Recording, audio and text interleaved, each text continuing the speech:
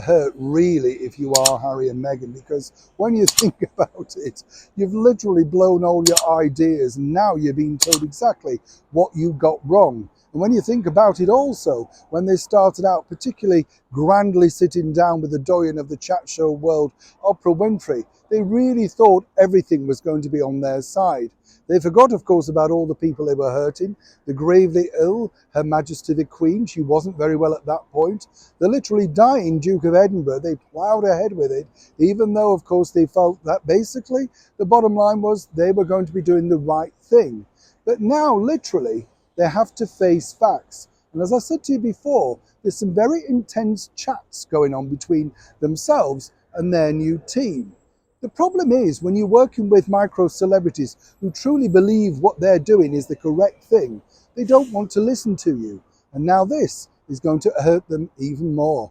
As ever, let me explain. Hi, good morning. Nice to see you today, and thank you as ever for joining me.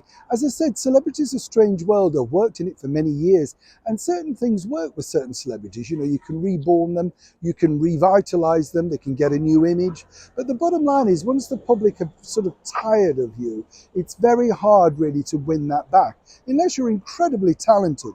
Or say for someone like Barbra Streisand, who didn't tour for years, but then did tour to huge success because people truly wanted to see her unique talent live in the flesh. Harry and Meghan don't have that luxury. But one duo that they've fallen out with big time that does is none other than their Netflix stablemates, Becks. That's right, Posh and Becks. Now what's interesting here is when you look at their docu-series, and this is one of the things allegedly that Netflix keeps citing back to both Harry and Meghan, theirs was the perfect successful docu-series because it had them revealing their real stories, even David's alleged infidelity with Rebecca Luz way back in 2003, although it was just briefly touched upon. And the other side of it was peppered with reasonable star names, of course appertaining to their story. What Harry and Meghan didn't have was really any great people in there. It was all them moaning.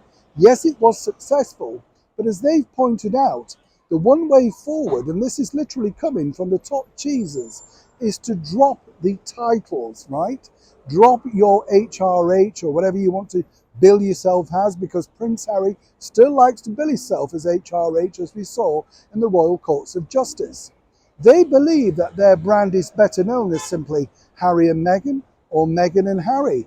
It's confusing for the greater public around the world to be now known as the Duke and Duchess of Sussex. Now, as you know, both Harry and Meghan clung on to those titles like a life raft.